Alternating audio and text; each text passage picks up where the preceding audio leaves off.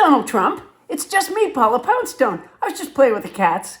Can I ask you a question? Would you consider publishing a Trump Glossary of terms? I was listening to your former personal lawyer, Acting Attorney General Todd Blanche, testify before a House Appropriations Committee panel today.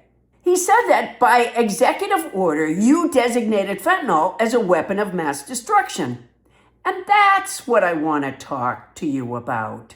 Fentanyl is terrible, but unless Merriam and Webster were high when they got to the F's, it's not considered a weapon of mass destruction. You call the Venezuelan fishermen terrorists, but you don't use that word for armed, militarized, and masked ICE and Border Patrol who terrorize brown and black people so much that they have to hide in their homes. You like to do that.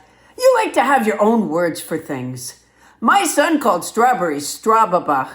It was adorable. We knew what he meant. But if he was Secretary of Agriculture, it might have caused some confusion. See, you have got to put out a Trump glossary of terms. You like to call yourself the best president of all time, but historians call you the worst president of all time. How are you defining best? Remember when young people started using bad to mean good? Now that confused the shit out of Mr. Hooper on Sesame Street. When a Congress member asked Todd Blanche about the blanket immunity protecting you from scrutiny over your taxes, he said it wasn't blanket immunity. So she read from it. Forever barred and precluded from examining or prosecuting the president, his sons, or the Trump Organization's current tax filings. Gosh, it sure walks like a duck, wouldn't you say? By the way, how pissed was Melania? I think he found a toehold on the word current, meaning, okay, they cheated their ass off on these taxes, but next year they'll file the best taxes anybody's ever filed. Right? Yeah, I thought so. That's why I need you to define best. Acting Attorney General Blanche said the anti-weaponization fund was no longer happening, but he refused to put that in writing.